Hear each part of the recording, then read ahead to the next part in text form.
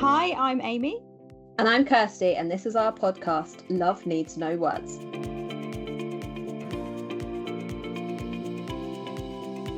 Hello and welcome to this week's episode of Love Needs No Words. Today we have our good friend Emily Shaw, whose daughter Autumn has the rare genetic condition HNRNPH2 Neuro Developmental Disorder.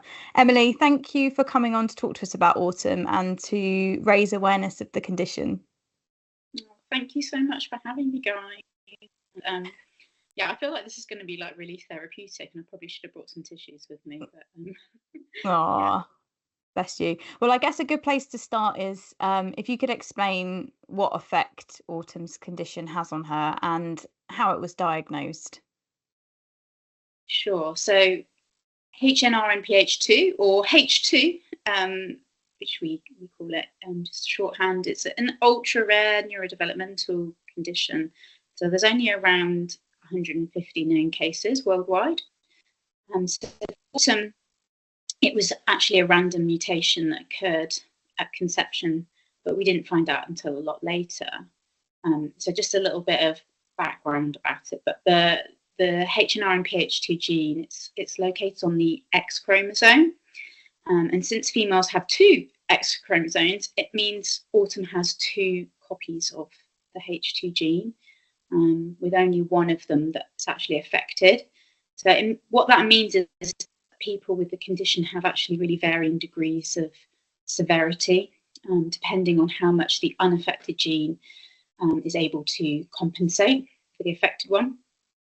It also means that boys who only have one X chromosome are sadly more severely affected. But Autumn, she has most of the common features of the condition, and they affect all areas of her development. But yeah, the list is pretty long, so but I'll go through the main sort of things. So she has, I guess one of the main features is that she has a learning disability. Started out, they call it global developmental delay, but once they reach a certain age, they start to sort of name it as learning disability. But because she's still so young, we don't know how severe it's going to be.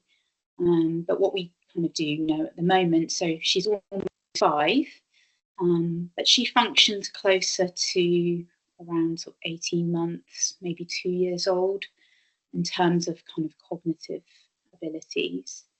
She also has reduced muscle tone, and that was actually the first sign for us that anything was wrong for her. And she didn't actually start walking independently until she was 2 years, 9 months. So the muscle tone issue means that she has lots of physical difficulties. So she struggles to get up and down stairs.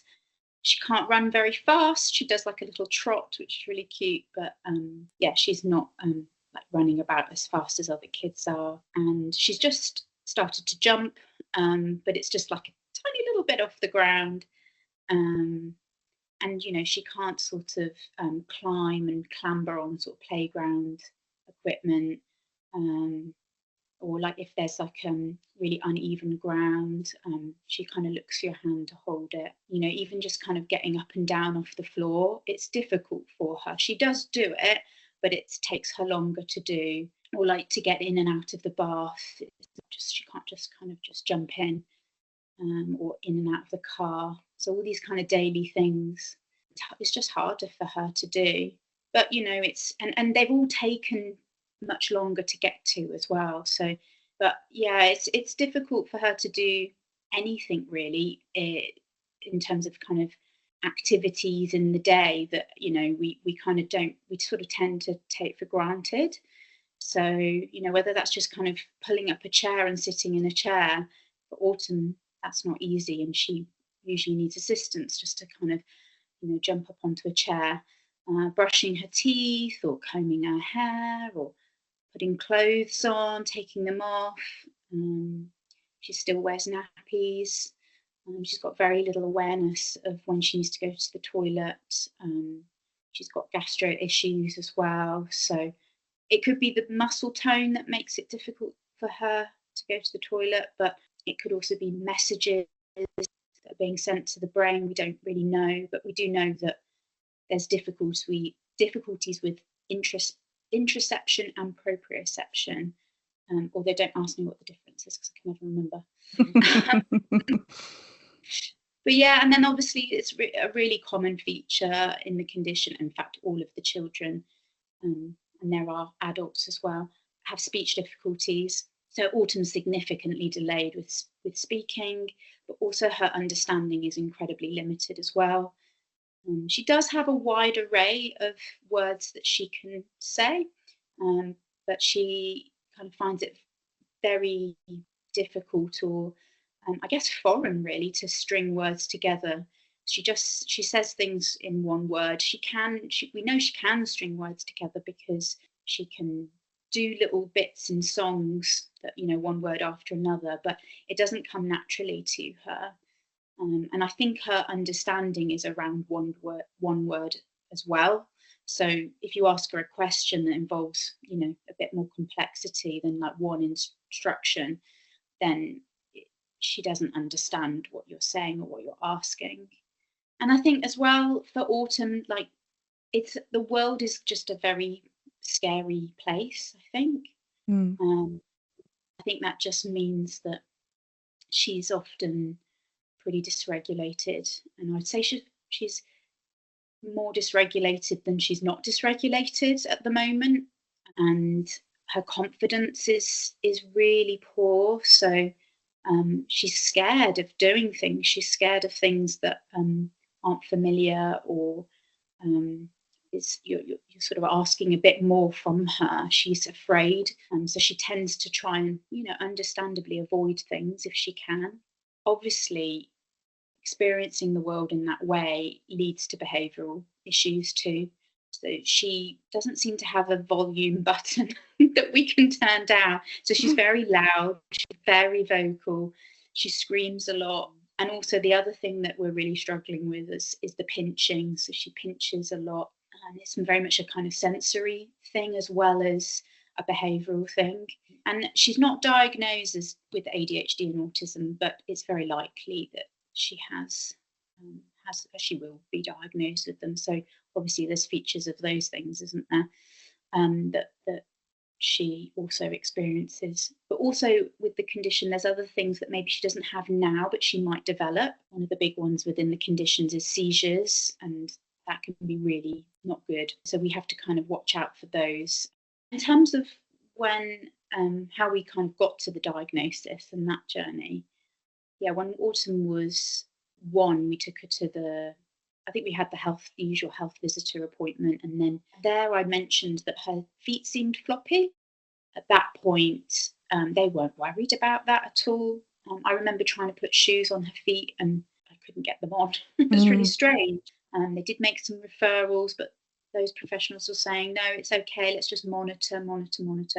18 months old, she wasn't showing any signs of walking, any signs of kind of cruising on furniture. She started walking on her knees. She did that for a good year.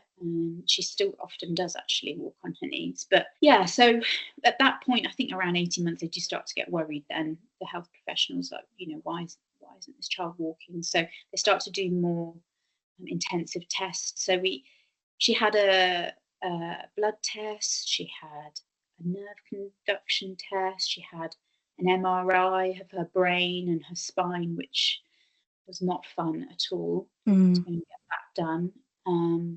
We had some kind of basic genetic screens, but that didn't reveal anything. So we were just getting like everything's fine from all these tests. And so all that was left, basically we got told like that it's got to be a genetic thing. We just don't know what it is, and you may never find out what it is either. How did that make you feel, hearing that? To be honest with you, I was holding on to hope so strongly that if there isn't anything, then there's always the possibility that that she can catch up. I remember the call as well, really, really well, and it was so poorly delivered. It was so poorly delivered that she just it was the paediatrician, and it shouldn't have been the paediatrician that told me.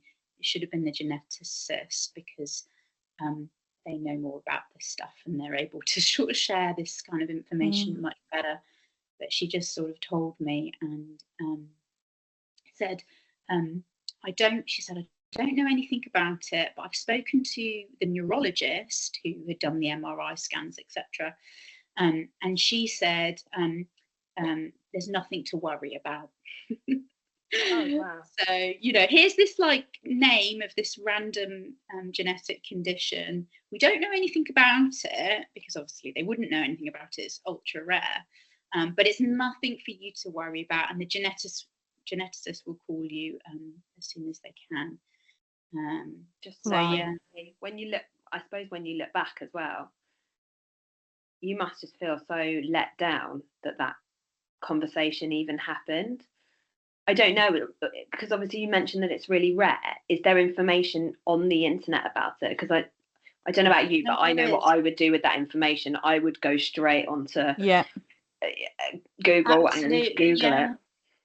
That's exactly what we did. And because I get a geneticist phone call for a few days later, so I'm not going to just sit and do nothing. And the paediatrician's call was like literally a minute or two long.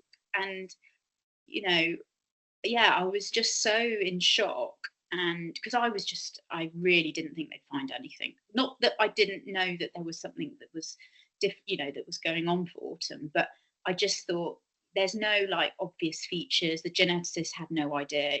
I just thought, they're not going to find anything. But so I was in such shock, and I just I remember I had to go and tell Ben. And obviously that even thinking about that, I just remember looking at him going, can you get off that call now?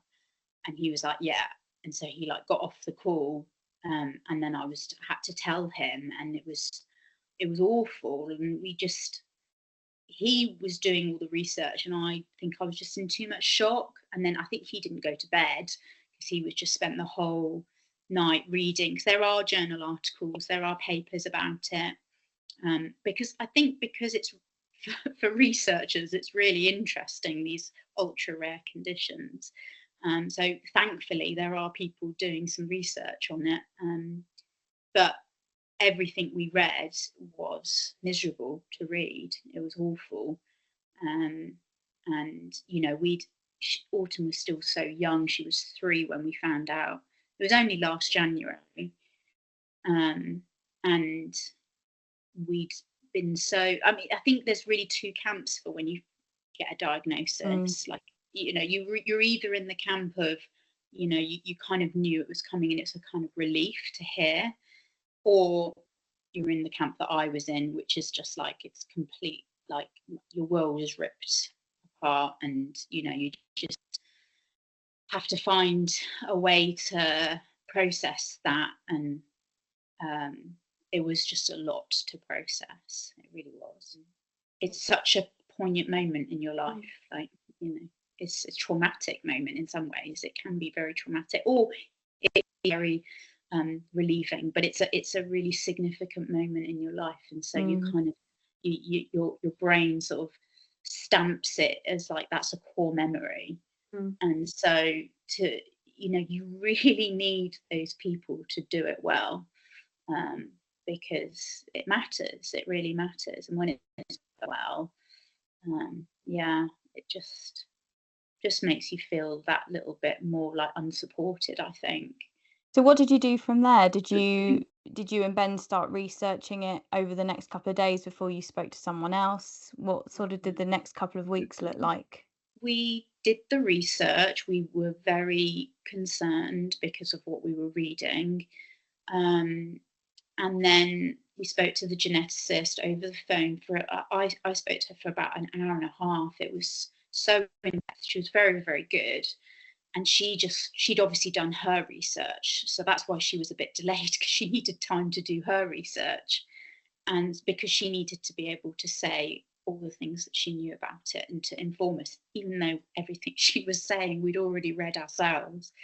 And she just went through it, and all those different features I kind of mentioned, and said, look, this proportion of children have seizures, this proportion have eye issues, and then she went through all the different things, and I got to ask as many questions as I could. And then we had to sort of tell other people as well. We had to share the news with our family, had to share it with our friends, had to share it with work. Like I'm not going to be at my best functioning here at work because I've just had this huge piece of news. And we then discovered a charity called the Yellow Brick Road Project, and they are the H2 charity, and they have a Facebook group which we joined just immediately, and could connect with all those other families that have got children, adult children as well, and hear their stories. And again, that's a lot as well. That's a lot. So yeah, we kind of connected with that group, which has been, godsend. It's been amazing to connect with them, and we're learning about what they're doing. I mean, a big part of it is raising awareness, because there's going to be so many other children out there that are undiagnosed. Yes, the diagnosis did shatter a lot of my hopes, but it also helped me to process, to accept. I haven't been able to accept everything yet, but and there's lots more to accept over time. But we are accepting a lot more than we were prior to the diagnosis. I wasn't, before the diagnosis, I was really anti special needs schools, and I was like, no, can't think of that. That's like a whole other world that I can't enter right now. I couldn't even say special needs. It was additional needs before I could say special needs. Couldn't say disability. These were all like really powerful words that had so much meaning attached to them, and I just didn't feel I was able to kind of go there. But then when the diagnosis forced me to go there, and now I've learned so much more and about special needs, and I'm able to say those things with pride now. Funnily enough, it's like, yeah, no, my daughter, she does have a disability, and I had some really ableist views prior to all of this, and I've really changed a lot of my perspective on things. So yeah, I think probably a lot of people can relate to that. Yeah. Because until you're walking in those shoes, I think it's very difficult to be able to put yourself in that position or to really understand. I think most people would probably empathise with that. How have you and Autumn's dad processed that? It's obviously quite a personal journey, and you're trying to navigate that together as well. How's that been? It's weird because it's probably brought us closer together and also pulled us further apart in different moments, because we always say to each other, like, you're the only person that really knows like what I'm going through, because nobody else gets it to the same level as your other half, and so and that has brought us massively closer together, I think, because it's like such a bond that we have that we didn't ask for, but that's happened. And yeah, I think I think we can both be as vulnerable with each other because of that, because we know, because whatever he's experiencing, I'm pretty much experiencing as well. And so it's easy then to just share, I've been thinking this or feeling this, or I'm worried about this, because they're probably thinking it and feeling it too. But at the same time, because it's so hard to be a SEN parent, because you've got all those extra layers, which are so massively stressful, it makes relationships harder, doesn't it? It's hard. Relationships are hard anyway as a parent, a new parent. It's a real test of a relationship. But I think as SEN parent, we have so many other things to think about, to worry about, to manage, to care coordinate. We are much more stressed out. We're much more burnt out. and that does affect your relationships for sure. You've got less time to, to spend time together. We use our car journeys, that's our time.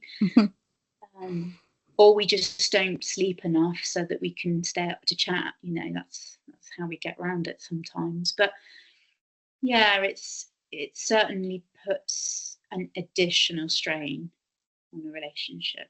On the topic of school, yeah, it's obviously early days for all three of ours.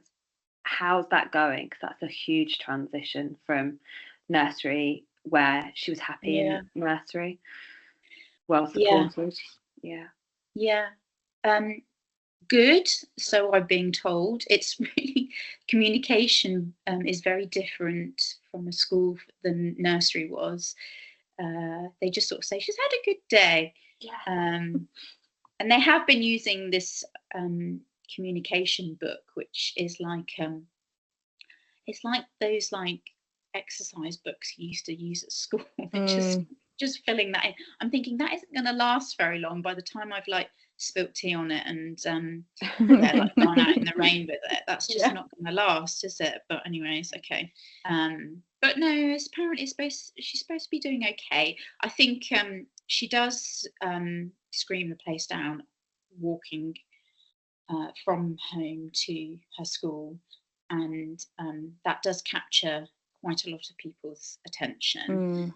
So I'm trying to navigate that at the moment. And as soon as I realise that this could be a thing, because I think Autumn's going to be making this a kind of every single morning, and people are going to be looking or saying things, I just thought I'm just going to message the group of parents just to explain, look, I know Autumn's coming in screaming.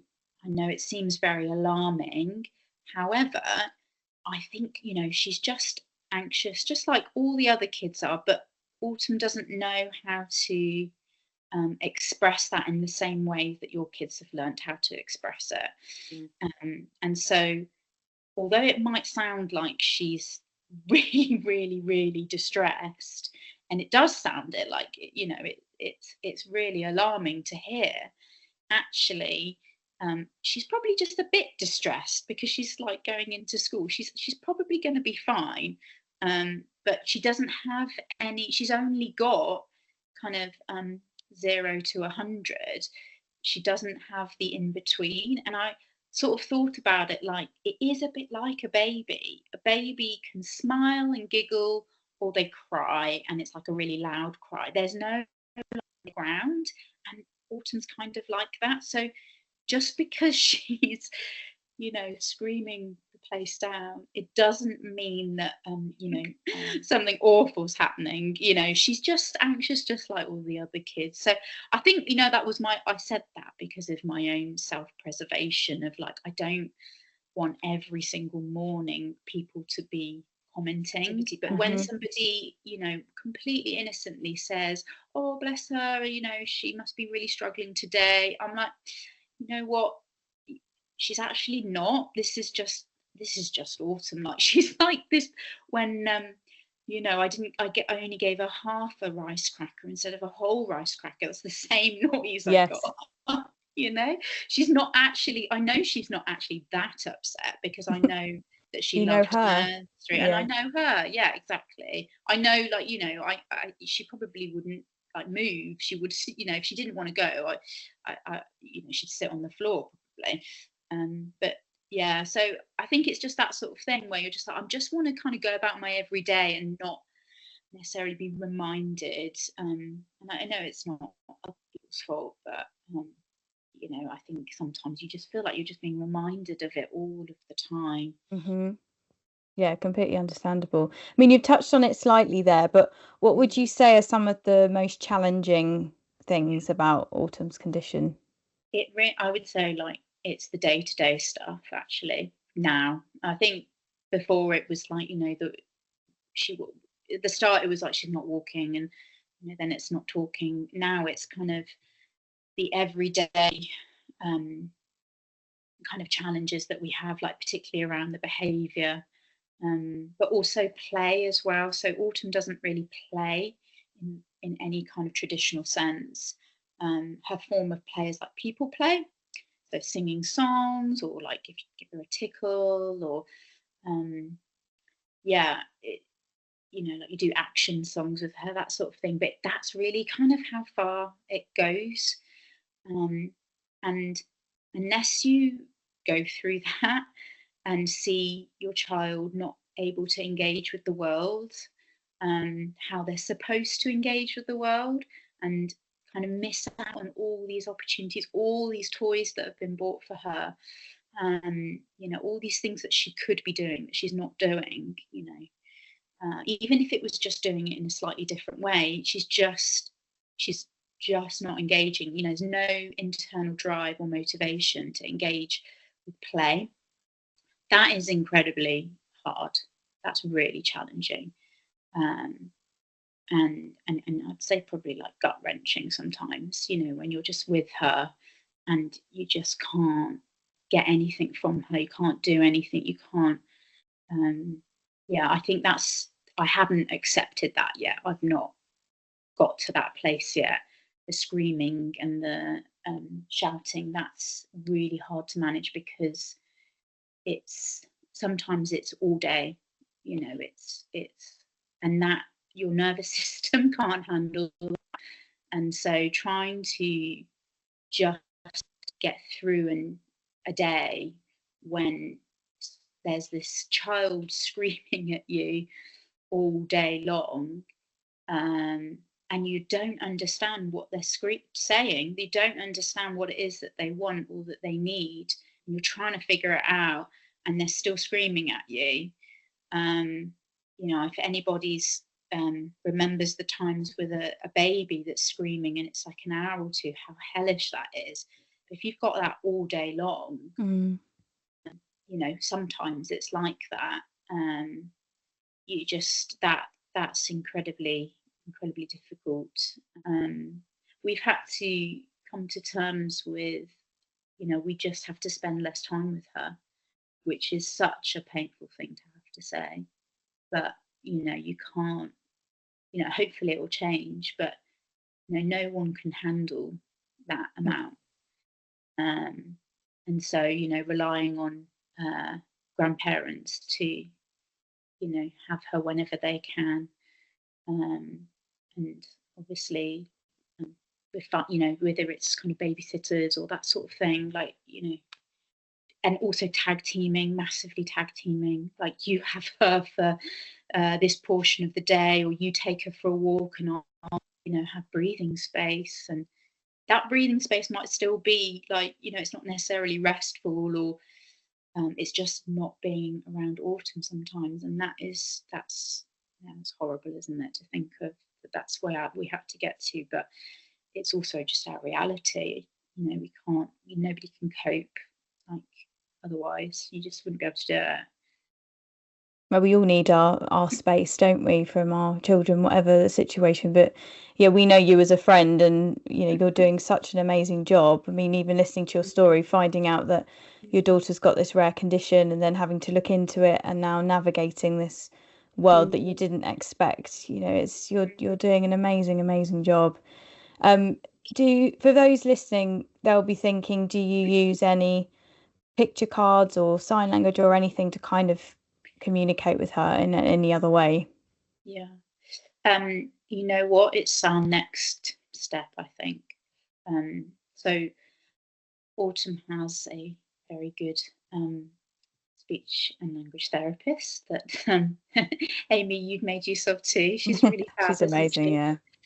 And she sort of veered away from that for Autumn, actually. I think because she's using words, I guess it's kind of, I think it was trying to keep things simple. Also because our understanding is so limited, I think I think the pictures could actually, like when she was, younger as well, would have been a bit too much for her. It requires quite a lot to be able to sort of, it does require understanding to be able to communicate with pictures. And I don't think Autumn was really ready for that. However, I am starting to think now that maybe that would be good. I think as well, the other big reason is it was like, and this is probably advice that was given to me, kind of focus on one problem at a time. And so many problems all at once. Just over a year ago, I was so overwhelmed with speech and language, OT stuff, physio, EHCP, all the shebang, and then learning about the condition. It was so overwhelming, and I was trying to become all of these different therapists, and I just thought, I can't actually do it. I can't apply all these strategies that keep being shared with me. So I just thought, I'm not ready to do that sort of picture communication with her, because it would require me to have to figure out how to do it, and spend time printing all the stuff out. And I did print some stuff out actually, but I didn't really know what I was doing. And do you get like real photographs? Do you use like the little drawings, and where do you get them from? Like, I was just, this is a whole like other world, or another language that I'm having to learn here, and I don't know how to do it. And so I just don't feel like I was ready as much as Autumn wasn't ready. So I think now we're kind of actually thinking about it, but obviously just started school, so we're not going to kind of overwhelm her just yet. But obviously lots of people use devices as well. Again, I don't think Autumn's ready for that yet either. So I think start slow and steady. So, maybe the Now and Next board. I think school might even be using that actually, but we're not using it at home yet. So maybe just starting there, and seeing where that takes us really, because I think it's just like it's a whole minefield, isn't it? I guess one of the positive things about Autumn's story is that there was a point where you didn't think she might be able to walk. So what was that like when she took her first steps? I don't think we'll ever stop being hugely grateful, because we know just what it took to get there. I think again, like it's only us that really understand what it took for her and what it took for us. It was so much patience and persistence, because Autumn has just had no drive whatsoever, no motivation to walk. And we tried different like devices for her to hold on to, reins that we could like take the weight. And then I realized that there were these like walking frames. I think I must have seen pictures of them, and I said to the physio, why don't we try a walking frame? Like, I don't know why the physio couldn't have suggested it, but she didn't. And the walking frame was like a game changer, because she had like this spark in her that was like, oh, I can get around on my own. Aww. And like, it was like so amazing watching her walking around with this walking frame. As I said before, like, we were holding on to so much hope that she would be able to do, all the normal things, the typical things that you'd expect. It's that it's not been that long really that we've had to shift that perspective. We didn't expect any of this. But I guess even still, there are still definitely glimmers of things that really surprise us. So, like the jumping, we had no idea that would be something that she could do. And it's such a small little thing, and she doesn't even get off the ground very far, but it's like, wow, Also, she has a bit of a specialist interest in yoga. Now, somebody who's very physically challenged. That's amazing. I know, because they did it at nursery, which is like really sweet. But there's also this YouTube woman, Cosmic Kids Yoga. She's amazing. Yes. She's so engaging. I could watch her. Brilliant. And so seeing Autumn do the poses, like, blows my mind. So She can do downward dog. She can do like the 3-legged dog thing. She can do bridge pose. And I'm like, how did that happen? Yeah, so that's really, really amazing to see. And there's like, there's this time where so at her nursery graduation, so it's like this little mini graduation that they had, all the children lined up, and they put on their little gowns and little, what do you call them, little hat things. And yeah, she had to wait. They would have to wait for their certificate, their name to be called, and to have their certificate, and then they'd have to go back in line. And I was just like, this is never going to happen. Like, she's not going to wear the hat thing, the cap, whatever it's called. She's not going to keep the gown on. Like, she's not going to line up. And then there she was, like, lining up with all the other children, looking like a typical child. Following instructions. I mean, obviously she's not following verbal instructions, but she's following like what the other children are doing. And she lined up. I don't know, it must have been about 10 minutes, and she stood there as they were saying all the other kids' names. And I was like, wow, that's really impressive. And then, when they all threw the cap in the air, she did it at the same time. And I was like, bless her. Yeah, so she obviously was copying and like trying to figure out the world in her own way, because there's no way she would have understood what was being said to her. But that's so encouraging, because Yeah. she's even just imitating and watching and taking it all in. That's incredible. And she was, the nursery said she could be Mary in the nativity. And I was like, oh, that's amazing. It's so sweet. It was so sweet. But obviously I was so anxious. I just thought, oh no, she's got like this leading role. I mean, it's a little kiddies nursery thing. It lasted about 10-15 minutes. It was very, very basic for all the little ones. But yeah, I was so nervous. I didn't want her to see me, because so I had to hide at the back. And I just thought, oh, it's going to go terribly. She's going to be upset, or she's going to, just do something to bring attention to her, that, like, take attention away from the nativity. But she really surprised us. She did amazingly. She like followed all that, like they had to walk around the stage in these little circle following the donkey or something.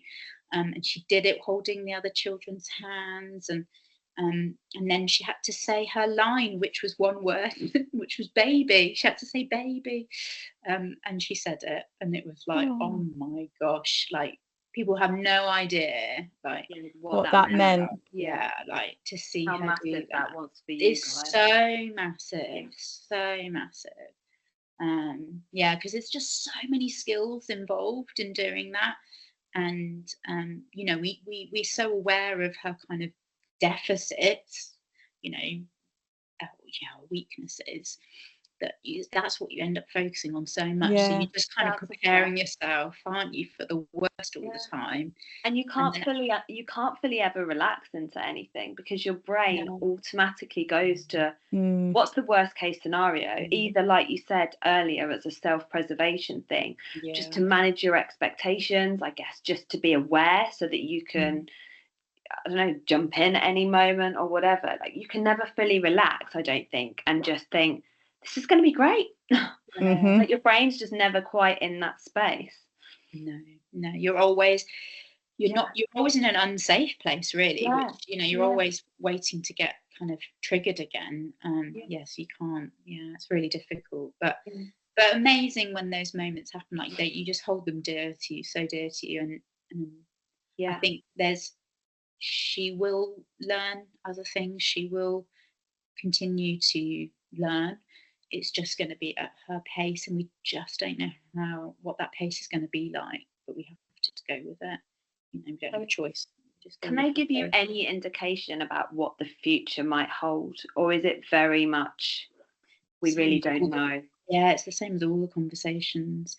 I think it's only when we surround ourselves with the other H2 families. So there's a conference that was held. We've been to both the conferences each year, so we've met quite a few of the families, and there's kind of like an upper limit, I guess, in terms of ability for like the older children, and so I guess we're kind of setting expectations around that, that it's not really going to probably go beyond that level because we haven't seen any other people that are beyond it.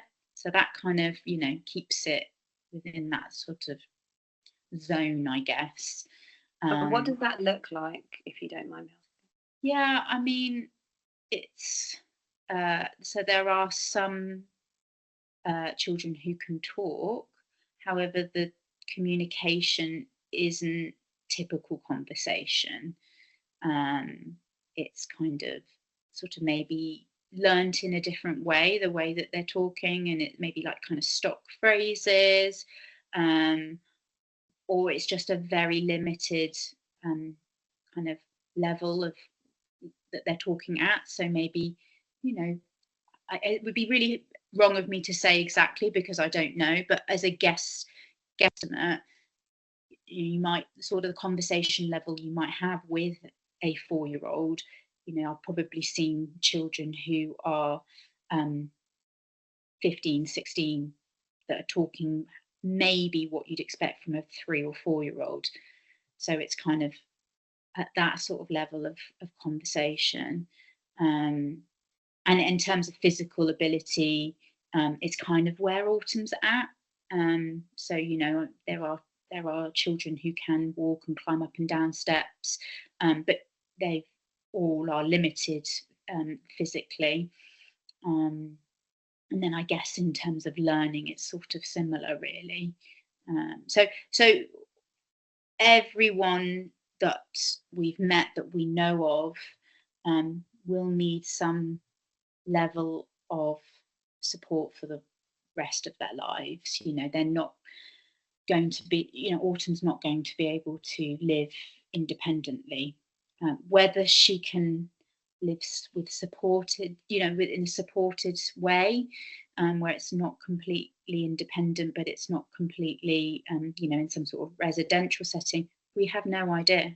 It's really hard to plan for the future, isn't it? Because we're not going to be, that's the other worry that us Sen parents have, isn't it? Is when we're not around. But it's not just that. It's like, it's not just when I'm not around. It's when I'm, less capable because I'm just older and I'm more tired. And what support will Autumn need then? It's hard, isn't it? Because from listening, I'm like, you've of course got to be realistic about the condition, but listening to Autumn's journey, I feel like she's defied so many odds with the Yeah. walking, with the way she's behaving at nursery, and I Yeah. think we've discussed it so many times. It's so easy to say, "Oh, I'm not going to go there because, yeah, they're not going to deal with that very well," or "We're Yeah. not going to try that because I just don't know how it's going to go." And I think what we've all learnt on this journey is you've got to give these things a go because sometimes they really, really surprise you, and some things you think they were never going to do, they Yeah. prove you wrong. So yeah, and I'm really pro like getting Autumn seen out into the world because I don't want to hide the world from disability. People need to learn about it and need to learn, and I think there's so many amazing things that they can learn about Autumn and be inspired by her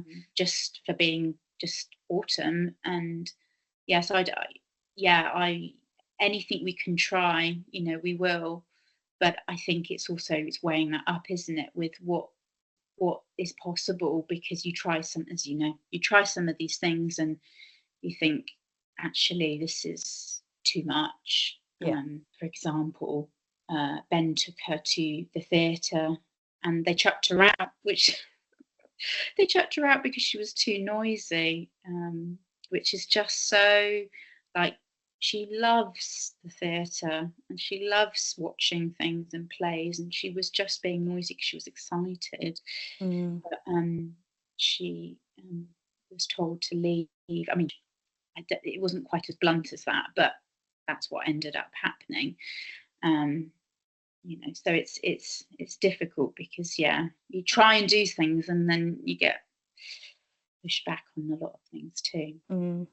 The world is just not set up for disability, and making accommodations and reasonable kind of adjustments to activities.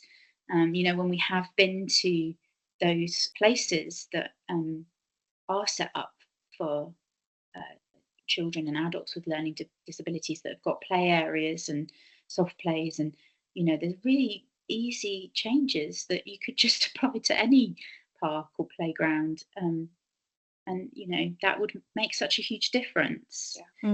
When your child struggles and finds things hard, whatever that might look like, whether that's physical or social or emotional, whatever their challenges are, you as a parent see the world in a different way. And your empathy, towards other parents in certain situations, that changes as well, because you've either been there yourself or you get a level of understanding of why they're behaving the way they are. I'm thankful for that in so many ways, for being able to see the world in a different light now. So you learn things and appreciate things that you didn't envisage learning and appreciating and being grateful for, and those are real gifts. They're not ones you would have chosen, but they're arriving for us all the time, and like you say, it just gives you a very different perspective. It makes you realize actually what is important. Final question, Emily, what would be your advice to other parents in a similar situation to you? And also, if you could go back, what advice would you give to yourself? What I would say is, for anybody listening, not just necessarily with a child who's got a genetic condition, but any special need parent really, but all of those feelings that you're experiencing, whatever they are, anger, sadness, grief, confusion, anxiety, fear, dread, there's some like really dark feelings too. They're all entirely valid. And I think, my advice would be like, just to give yourself space for that. But obviously, it's not easy to find that space when you're being a SEND parent anyway, because you're so busy with just, doing all the things you've got to do to get through the day. So also just giving yourself time to have that space, because it's not going to be like you're going to be able to just, process all this stuff and feel all these feelings all at once. You don't have capacity to do that. You're just going to have to find little moments. For me, I think this is quite a common one, but getting into the car, you've dropped them off at nursery, or, it's after a club or something, and feel that feeling, as that was my time. But it's little moments to feel the feelings and really experience and feel them. I actually read a book called Special, and I read this at the start of my journey, and I was really worried that reading it I would feel worse, because obviously you're confronting so much of this stuff. But actually this book, it does make you feel worse in some ways, because you are doing that, and it's so hope inspiring, hopeful. It's so like you hear all these different stories with different people. It just helped me to realize there is hope, that I'm not going to feel like this forever, that I will experience kind of different like reflections on all of this, and there is space for feeling really good about being a SEND parent, and really maybe even happy about it. I don't think I can say that just yet, but I think there's potential that perhaps when I'm in my old age looking back, I'll be like, what, I'm so grateful of this experience, that I had this. What would I give myself? I mean, it's always kind of prefixed with it's going to be hard. It's going to be really hard. And you're going to do it. And you're going to learn so much.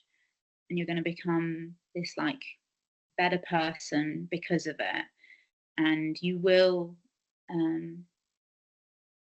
be grateful for these moments that you've been through. And I think it's just, knowing that that there are other people too. There are other people too that have done this, and they're doing it, and they're doing it amazingly. And you're going to be one of those people.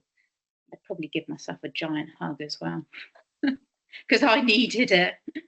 I really needed it. Yeah. Emily set me and Kirsty off. I told you. We're both crying because you're just so incredible, and those words were so emotive and lovely. You know what? I mean every single one of them, like genuinely. It's like, I know I'm not floods of tears here because I have thought all of this stuff before, and it's so in my heart. Like, it really is. Like, I just, that's my advice. I don't think you doing this journey not feeling it is helpful. I think you've just got to, because it is, it's wild. I use that word a lot. It's really wild, and it takes you down some crazy paths. But so you just got to hold on to your humanity, your inner strength is your kind of compassion for your child that you created, that you have so much hope for and love for, and you just want them to live the best life and that they possibly can. And it doesn't have to be, it's going to be a different life. It's not going to be, she doesn't have to deal with like shitty managers, and she doesn't have to deal like, she's not going to have to deal with, like, she might, she's just not going to have to deal with a lot of stuff that I had to deal with. I won't list everything. She's not going to have to worry about that stuff. So, her life is still is so worthwhile. And she's so, that our kids are so important. And I think, unfortunately, we live in a very ableist society, and we have made strides to recognise it, but it needs to improve vastly. But there is still this sense, that because you've got disability, you're not as worthy. But we know that's different. We know that's not the case. We know that, just because she's, unintelligent on a, some rating scale, doesn't mean that her life is any less important than, somebody else's. It's just different. It's just different. Well, we think you're amazing parent. You've talked all about me, but you guys are incredible too, and I think it's wonderful that you've set this up, and it's so good to talk about this stuff, isn't it? And share and learn from others and hear stuff, and some of it will and cry, and some of it will resonate and some of it won't. And I think another piece of advice, if something doesn't resonate with you because that's not quite what it looks like for my child, then just leave that, put it aside, and focus on the stuff that does. Emily, thank you so much for coming on and sharing your experience. Honestly, we feel so blessed to have met you, and you are doing an amazing job, and Autumn's got an amazing life ahead of her, so thank you so much. It's been a real pleasure, and it's wonderful to think that people are just listening to me. I just talk about her, and she's wonderful.